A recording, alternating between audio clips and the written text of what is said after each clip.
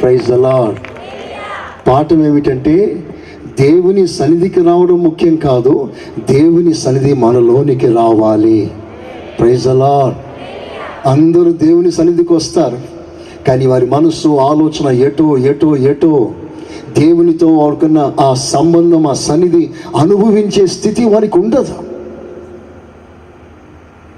You must experience the touch in his presence. ఆ దైవికమైన సన్నిధి, ప్రసన్నత నువ్వు అనుభవించే వానిగా నువ్వు ఎదగాలి. అలాంటి వారి జీవితాలే మార్పు చెందుతుంది. ఆ టచ్, ఆ సెన్స్, ఆ ప్రసన్నత అనుభవించే అర్హత నీకు లేకపోతే నువ్వు ఎలాగున్నావో అలాగే ఉంటావు. 20 సంవత్సరాలు కానీ 30 సంవత్సరాలు కానీ ఎక్కడ వేసిన గొంగడి అక్కడే. అదే ఆత్మీయత, అంతే బలం, అంతే ప్రార్థన, అంతే విశ్వాసం. నో గ్రోత్, ఎదుగుదల లేదు. అలాంటి వాళ్ళు ఎంతమంది లేరు? ప్రారంభంలో ఒక 5 నిమిషాలు ప్రార్థన చేసి ముగించుకున్నాం. ఇప్పుడు కూడా అదే 5 నిమిషాలు. 7వ నిమిషం ప్రార్థన రాలేదు అంటే నీ ప్రార్థనలో ఎదుగుదల లేదు. ఒకప్పుడు నీకు ఎంత కోపమో ఇప్పుడు అంతే కోపం. ఒకప్పుడు నీ శరీర స్వభావం ఎలాంటిదో ఇప్పుడు అదే స్వభావం. ఆ స్వభావం నుండి మార్పు పొందలేదే, ఆత్మీయత నీకు రాలేదే. ఎందుకు రాలేదయ్యా అంటే అసలు దేవుని సన్నిధి నిన్ను తాకలేదయ్యా. నువ్వు సన్నిధికి వస్తున్నావు కాదని కాదు, ప్రతి సండే చర్చికి వస్తున్నావు కాదని కాదు, కానీ మనుషుని కట్టడంలోనికి వచ్చావే కానీ దేవుని సన్నిధి నిన్ను అనుభవించలేక, ఆ సన్నిధి విషయం నిన్ను తాకక నువ్వు సన్నిధికి దూరంగా ఉన్నావు. దేవుని బిడ్డ, కోరుకోండి, ప్రార్థన చేసుకోండి. ఇదే స్థితిలో ఉంటే రేపు నువ్వు రాకుల్లో ఎత్తబడలేవు, విడవబడతా. నేను ఎట్ రోజున సంఘాన్ని గురించి మాట్లాడాను. ఒకనాటి మహిమ కలిగిన సంఘం చెదిరిపోయి, విడిపోయి, ఎండిపోయి, కూలిపోయినట్లుగా మీకు చూపించాను. కానీ ఆ సంఘం పట్ల దేవుని ప్రణాళిక ఎంత గొప్పదో, ఆ గొప్ప ప్రణాళిక కంటే క్రొత్త నిబంధన సంఘం యొక్క శ్రేష్టత ఎంత శ్రేష్టమైనదో ఈరోజున కొన్ని మాటలు మీకు చూపించాలని ఆశిస్తున్నాను. ఇదే దేవుని ప్రేమ. దేవుని ప్రేమ అంటే నువ్వు దూరంగా ఉండడం కాదు, నువ్వు దగ్గరగా రావాలని కోరుకుంది దేవుని ప్రేమ. స్తోత్రం చెప్పండి గట్టిగా. ప్రేమకి దూరం ఇష్టం ఉండదు, ప్రేమకి దగ్గర ఉండాలి. ప్రేమ క్లోజ్నెస్ కోరుకుంటుంది.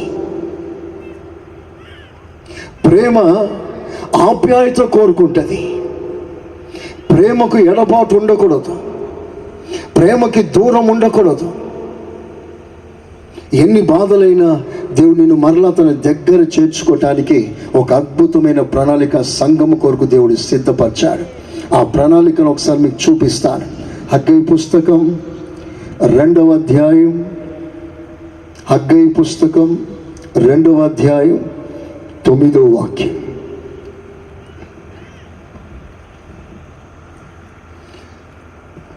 మైక్లో చదువుగా విందాం. ఈ కడువరి మందిరం యొక్క మహిమ మునుపటి మందిరం యొక్క మహిమను మించినని సైన్యములకు అధిపతి యెహోవా సెలవిచ్చి ఉన్నాడు. ఆమేన్. చేతులు పైకెత్తండి. నేను చెప్తాను, మీరందరూ రిపీట్ చేయండి, ఒక్కరు తప్పకుండా. ఈ కడవరి మందిరం యొక్క మహిమ, మంచిగా చెప్పాలి, కోట్ల రూపాయల కంటే ఖరీదైన చెక్ ఇది.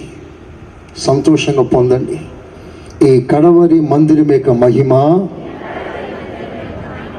మొదటి మందిరం యొక్క మహిమను మించునని సైన్యములకు అధిపతి యెహోవా సెలవిచ్చుచున్నాడు. చప్పట్లతో దేవుని కనపరుస్తామా? ఈ వాక్య భాగంలో 2 రకాల మహిమలను గురించి రాస్తుంది, 2 రకాల మందిరములను గురించి రాస్తుంది, 2 నిబంధనల గురించి రాస్తుంది. మొదటి మందిరం, కడపటి మందిరం. మొదటి మందిరం యొక్క మహిమ, కడపటి మందిరం యొక్క మించిన మహిమ. మొదటి మందిరం అనగా పాత నిబంధన సంఘం, కడపటి మందిరం అనగా క్రొత్త నిబంధన సంఘం. నిబంధన అనగా సేవ, పాత నిబంధన సేవ, క్రొత్త నిబంధన సేవ. పాత నిబంధన అనగా ఆదాం మొదలుకొని బాప్తిజం ఇచ్చే యోహాన్ వరకు ఓల్డ్ టెస్టమెంట్ సెయింట్స్, వారందరూ పాత నిబంధన సంఘానికి చెందినవారు. ఆదాము మొదలుకొని బాప్తిజం ఇచ్చే యోహాను వరకు వీరందరూ పాత నిబంధన సంఘానికి చెందినవారు. ఇప్పుడు వినండి, మొదటి నిబంధన సంఘములో ఉన్న మహిమ కంటే కడపటి నిబంధన అనగా క్రొత్త నిబంధన సంఘములో దేవుడు దాచి ఉంచిన మహిమ కొన్ని వేల రెట్లు ఎక్కువగా ఉంది అని సైన్యములకు అధిపతి యెహోవా సెలవిస్తున్నాడు. చప్పట్లతో కనపరుస్తామా? యేసయ్యా స్తోత్రం అనండి గట్టిగా, ఇంకా గట్టిగా చెప్దామా? ఎంత స్వరం ఎత్తినా సరిపోదు దేవుని బిడ్డ, గొంతు కేక వేసి చెప్పు, యేసయ్యా స్తోత్రం. ఇంకా స్తోత్రం చెప్పండి గట్టిగా. అక్కడ దిగిన మహిమ కంటే ఇక్కడ దిగిన మహిమ మించినది అంటున్నాడు దేవుడు. అంటే అక్కడ జరిగిన కార్యాల కంటే ఇక్కడ జరుగుతున్న కార్యాలు ఎక్కువ అని దేవుడు సెలవిస్తున్నాడు. అక్కడ దేవుడు కనుపరుచుకున్న దానికంటే ఇక్కడ మరి స్పష్టంగా దేవుడు కనుపరుచుకుంటాడు అని దేవుడు సెలవిస్తున్నాడు. అక్కడ జరిగిన అద్భుతాల కంటే ఇక్కడ జరుగుతున్న అద్భుతాలు దానికంటే ఇది గొప్ప అని దేవుడు మాట్లాడుతున్నాడు.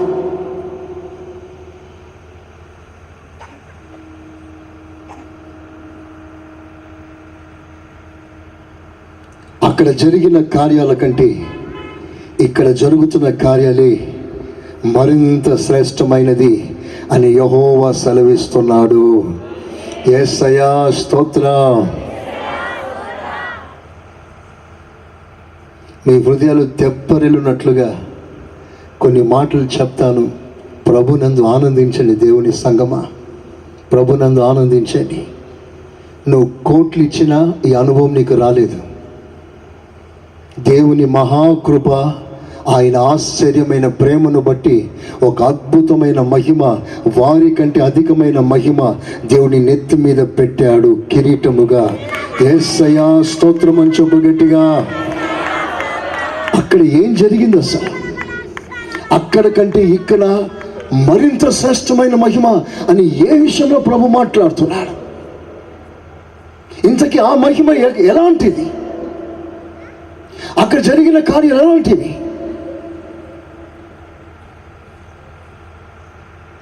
అక్కడ మహిమ ఎలాంటిదంటే, ఆ మహిమ ఎదుట వారు నడుస్తూ ఉండగా వారి ముందు సముద్రాలు విడిపోయాయి, నదుల ప్రవాహం ఆగిపోయాయి. వారు నడుస్తుంటే ప్రాకారాలు కూలిపోయాయి. వారు నడుస్తుంటే మహా సైన్యాలు కూడా తల వంచాయి. వారికి ఆకలైతే మన్నా ఆకాశం నుండి కురిసింది. వారికి దాహమైతే బండలోంచి నీరు రప్పించాడు దేవుడు. వారి మహిమ ఎలాంటిది? వారి సింహాలను జయించారు, గాలి వాన నిప్పు జయించారు, ప్రకృతి మీద విజయం సాధించిన వారు. అది వారి మహిమ. కానీ నా దేవుడు సెలవిస్తున్నాడు, ఆ మహిమ కంటే మీ మీదున్న మహిమే గొప్పది. యేసయ్యా స్తోత్రం. హల్లెలూయా. వావ్. అసలు మన అర్హత ఏంటండి? వాళ్ళు ఎన్ని గంటలు ప్రార్థన చేశారో తెలుసా? ఏలియా మోకరిస్తే 40 రోజులు, మోషే మోకరిస్తే 40 రోజులు ఏకధాటిగా మోకాల మీద ఉండిపోయాడు. నువ్వు గంట మోకరించగలుగుతున్నావా? లేదే. వాళ్ళు అంతసేపు ప్రార్థన చేసినా వాళ్ళకు లేని మహిమ దేవుడు నీకు ఇచ్చాడు. ఆమేనని హుషారుగా హల్లెలూయా. అక్కడ జరిగిన కార్యాల కంటే ఇక్కడే అధికమైన కార్యం జరుగుతుంది అంటున్నాడు. వర్షం ఆగాలంటే ఆగిపోయింది, వర్షం కురవాలంటే కురిసింది. సూర్యుని వైపు చూస్తూ హే సూర్యుడా ఆగు అంటాడు. ఒక మనిషిని స్వరం విన్న సూర్యుడు క్షణాల ఆగిపోయాడు. అది వారి మహిమ.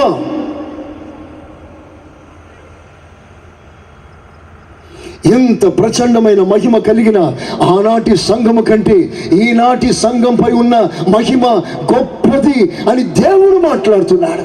ఈ మాటను నమ్మాలి, ఈ మాటను గౌరవించాలి.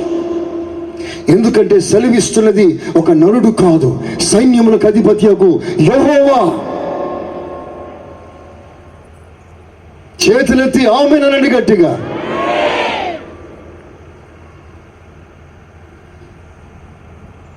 ఎవరు సెలవిస్తే తుఫాను ఆగిపోతుందో, ఎవరు సెలవిస్తే ప్రకృతి సహితం అణిగిపోతుందో, ఎవరు సెలవిస్తే యావత్ ప్రపంచం నిర్మాణము జరిగిందో, ఆ సృష్టికర్త సెలవిస్తున్న మాట అండి ఇది. సర్వశక్తి కలిగిన దేవుడు మాట్లాడుతున్నాడు. నీటి పొంగును అణుచువాడు, నీటి మీద నడుచువాడు, నీటిని విభజించేవాడు, నీటిని ఏకరాశిగా నిలబెట్టగలిగిన వాడు, నీటిలో ఉన్న ఉప్పును తీస్తాడు, నీటిలో ఉన్న చేదును తీస్తాడు, నీటిలో ఉన్న పలికిమాల విషాన్ని తీస్తాడు, చివరికి నీటిని ద్రాక్షరసముకు గడ మార్చగల దేవుడు మన దేవుడు. యేసయ్యకి చప్పట్లతో ఘనంగా స్తోత్రాలు చెప్పండి. యేసయ్యా స్తోత్రం అని చెప్పండి గట్టిగా. Glorify the lord. ఇంత అద్భుతమైన దేవుడు సెలవిస్తున్నాడు. ఏమిటయ్యా మన మీద ఉన్న మహిమ అంత గొప్పది? వాళ్ళు సముద్రాలు సైతం ఆరిన నీళ్ళ మీద నడిచారు. నాచు మీద కాదు, బురదలో కాదు, సంవత్సరాల తరబడిగా ఉన్న సముద్రం కింద తడి కూడా లేకుండా ఆరిన నెలలో నడిచారు. అది వారి మహిమ. ఈ గ్రౌండ్లో వర్షం పడిందంటే వర్షం నీళ్లు ఆరాలని ఎన్ని రోజులు మనం ప్రార్థన చేస్తే తప్ప ఇది ఆరదు. Praise the lord. వాళ్ళు బండను కర్రతో కొడితే అందులోంచి నీళ్లు ఫుల్గా వచ్చేస్తాయి. మనం బోర్వెల్ వేసినా ఫెయిల్ అవుతుంది కొన్నిసార్లు.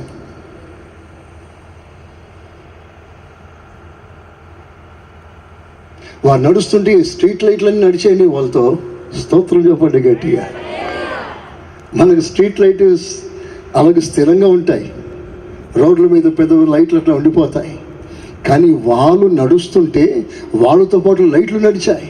అగ్ని స్తంభముగా దేవుడు వారిని వెంబడించాడు. ఫ్లడ్ లైట్స్ అవి. స్తోత్రం చెప్పు గట్టిగా. హల్లెలూయా. ఏమిటి శ్రేష్టమైన మహిమ చెప్పనా? వారు ప్రయాణమై వెళ్తుండగా వారికి అడ్డుగా వచ్చిన సముద్రాన్ని వాళ్ళు చీల్చగలిగారు. మనము ఈ క్రొత్త నిబంధన సంఘం ముందుకు సాగుతుండగా మనకు అడ్డుగా వస్తున్న జన సందోహం, జనం అనే సముద్రాన్ని చీల్చి ఈ ప్రయాణం ఆగకుండా, క్రైస్తవ్యం ఆగిపోకుండా, క్రైస్తవ్యాన్ని ఆపాలనుకున్న ప్రతి శక్తులను చీల్చి క్రైస్తవ్యం సాగిపోతుంది. ఆమేనని చెప్పు గట్టిగా, ఇంకా గట్టిగా. ఎంతమంది దీన్ని ఆపే ప్రయత్నం చేస్తున్నారు? ప్రభుత్వాలు సహితం క్రైస్తవాన్ని ఆపాలని కంకణం కట్టుకుంటున్నారు. చెప్పనా? క్రైస్తవ్యాన్ని ఎంత ఆపితే క్రైస్తవ్యం అంత ప్రెషర్ పెరుగుతుంది. ఒక ప్రవాహాన్ని ఆపాలని చూస్తే ఆ ప్రవాహం రెట్టింపు వేగం పెరిగి వాళ్ళు వేసిన ప్రతి అడ్డుకట్ట తెంచుకొని పరిగెత్తుతుంది. Praise the lord.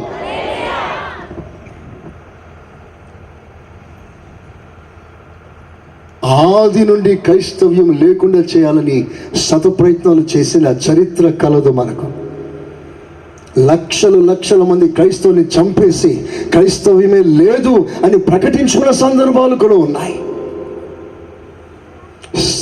ఆశ్చర్యమైన సంగతి ఏంటంటే క్రైస్తవ్యాన్ని లేకుండా చేయాలనుకున్న వారు ఈ రోజున లేరు. క్రైస్తవుని ఆపాలనుకున్న వారు ఆగిపోయారు. క్రైస్తవ్యాన్ని అణిచివేయాలనుకున్న వారందరూ అణిగిపోయారు. క్రైస్తవ్యం రోజు రోజు పెరుగుతూనే ఉంది. యేసయ్యా స్తోత్రం, హల్లెలూయా. సంతోషంగా లేదా? మనస్ఫూర్తిగా యేసయ్యకి చప్పట్లు కొట్టి దేవుని కనపరచండి. హల్లెలూయా. ఈ రోజున ప్రపంచ జనాభా 7.4 బిలియన్స్,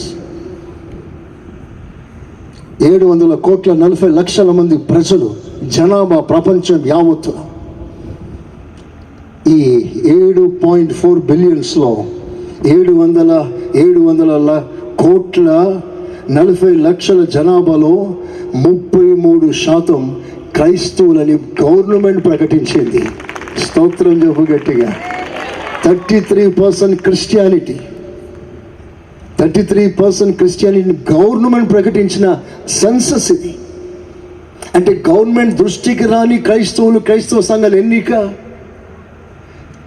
గవర్నమెంట్ లెక్కలోకి రాని సంఘాలు ఎన్ని ఉంటాయి? ఎంతమంది క్రైస్తవులు, బయటపడని క్రైస్తవులు, రహస్య క్రైస్తవులు, పేరు మార్చుకొని క్రైస్తవులు, వీళ్ళందరినీ చేరిస్తే ప్రపంచంలో సగము కంటే ఎక్కువ క్రైస్తవులే ఉన్నారు. యేసయ్యా స్తోత్ర. మీకు చాలా చిన్న విషయం అనుకుంటే ఇది, నాకు మాత్రం ఇది చాలా పెద్ద విషయం. ఎందుకో తెలుసా? ఈ క్రైస్తవ్యం ఒకనితో ఆరంభమైంది. ఒకనితో ఆరంభమైన ఈ క్రైస్తవ్యం నేడు ప్రపంచాన్ని కప్పేసింది. ప్రైజ్ ది లార్డ్, హల్లెలూయా. ఎంత అద్భుతమైన కార్యం ఏంటంటే, క్రైస్తవ్యాన్ని ఆపాలనుకున్న వాళ్ళందరూ కూడా ఆగిపోయారు. క్రైస్తవ్యం సాగిపోతూనే ఉంది. ఒకడు ప్రపంచ వేదికను ఎక్కాడు. ఆ ప్రపంచ వేదికలో సవాలు చేసి ఛాతి మీద చెయ్యి రొమ్మున కొట్టుకుంటూ సవాలు వేసి ఏమన్నాడంటే, ఇంకో కొన్ని రోజుల్లో ప్రపంచంలో బైబుల్ లేకుండా చేస్తాను అన్నాడు. బైబుల్ ఎంత వెతికినా ఒక్క బైబుల్ కూడా ప్రపంచంలో కనబడకుండా బైబుల్ ప్రపంచాన్ని తుడిచేస్తాను అన్నాడు. కొన్ని రోజులు జరిగిన తర్వాత ఏం జరిగిందో తెలుసా? ఎవరైతే బైబుల్ ప్రపంచంలో లేకుండా చేస్తానన్నాడో వాడి ఇల్లే బైబుల్ లైబ్రరీగా మారిపోయింది. కొట్టు గట్టిగా చప్పట్లు. యేసయ్యా స్తోత్రం అనండి గట్టిగా. మనం అనుభవిస్తున్న శ్రేష్టమైన మహిమ ఏంటో తెలుసా?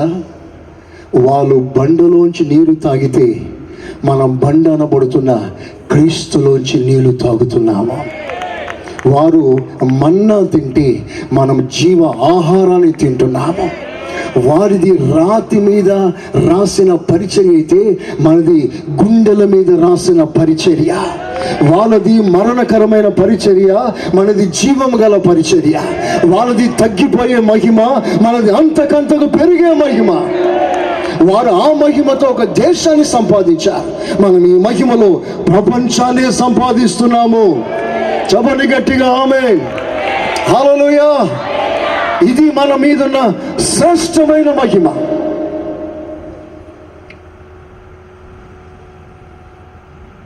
వారు ఆ మహిమలో దేవదూతల రూపాన్ని సంపాదించారు. ఆ మహిమలో అందరూ దేవదూతల్లా మారారు. కానీ ఈ మహిమలో నువ్వు దేవదూతగా కాదు, సాక్షాత్తు యేసయ్యలా మారిపోతున్నావు. యేసయ్యా స్తోత్రాలయ్యా. ఈ తెనాలి జనాంగాన్ని క్షమించయ్యా. ఆమేనండి గట్టిగా. దేవుడు క్షమిస్తున్నాడు. ఆమేనండి గట్టిగా. నువ్వు యేసయ్యలా మారిపోతావు. గంతులు వేయాల్సింది మీరు. కనీసం చప్పట్లతోనూ హర్షధ్వనులతో అయినా నీ యొక్క సంతోషం వ్యక్తపరచట్లేదేంటి? 100 కోట్ల ప్రాజెక్ట్ అండి ఇది. స్తోత్రం చెప్పు గట్టిగా. హల్లెలూయా. రేపు ఈ మహిమలో నీకు యేసయ్య రూపం రాబోతుంది. Praise the Lord. నీ రంగు మారిపోతుంది, నీ రూపం మారిపోతుంది, నీ బట్ట మారిపోతుంది, నీ భాష మారిపోతుంది, నీ పర్సనాలిటీ మారిపోతుంది. మనమందరం యేసయ్యలా మారిపోతాము. ఆమేన్. We all going to be transformed like unto Jesus. ఎంత శ్రేష్టమైన మహిమ అనుభవించాలని ఆశిస్తున్నావే, ఇది ఎలా? ఈ మహిమ అంతకంతకు మహిమను తెచ్చే పరిచర్య ఇది. ఫ్రమ్ గ్లోరీ టు గ్లోరీ, కృప వెంబడి కృప, విశ్వాసం వెంబడి విశ్వాసం, బలముపై బలం, అభిషేకం వెంబడి అభిషేకం, కృప వెంబడి కృప, మహిమ నుండి అధికమైన మహిమను అనుభవిస్తుందే క్రొత్త నిబంధన సంఘం. ఒకసారి ఇలాంటి అనుభవం నీకేమైనా ఉందా? కనీసం నీ స్వభావం మారిందా? నీ ఆలోచన మారిందా?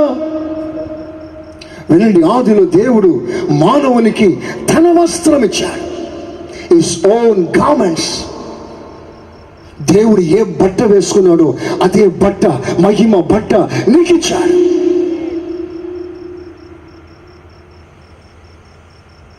ఒకసారి యెషయా ఒక దర్శనం చూస్తాడు.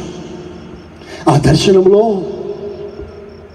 దేవాది దేవుడు, సింహాసనాసీనుడైన దేవుడు ఓ పొడుగైన వస్త్రం వేసుకోవడం యెషయా చూస్తున్నాడు. ఒక మహిమ కలిగిన వస్త్రం. ఆ మహిమ వస్త్రం వేసుకొని ఆ అంచులు అలాగున పొడుగున దిగజారి క్రింద ఒక దేవాలయం చూశాడు. ఆ దేవాలయం నిండుగా అదే వస్త్రం దేవాలయాన్ని కప్పేయడం చూశాడు. ఆ దర్శనం యొక్క సారాంశం ఏమిటయ్యానంటే, దేవుడు ఏ వస్త్రం వేసుకున్నాడో అదే వస్త్రం మందిరాన్ని కూడా కప్పేసింది. స్తోత్రం చెప్పండి గట్టిగా. Same garments. మందిరం అనగా మనుషులు కట్టే మందిరాన్ని గురించి మాట్లాడట్లేదు. దేవుడు కట్టిన నీవు నేనే ఆ మందిరమై ఉన్నాము. Praise the lord.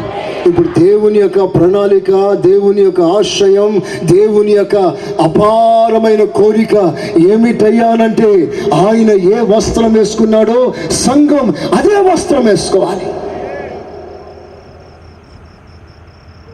ఇదే బైబిల్ సారాంశం. బైబిల్ సారాంశంలో ఉన్న మూల వాక్యం ఏమిటంటే, క్రీస్తు యేసునకు కలిగిన ఆ మనస్సు మీరును కలిగి ఉండండి.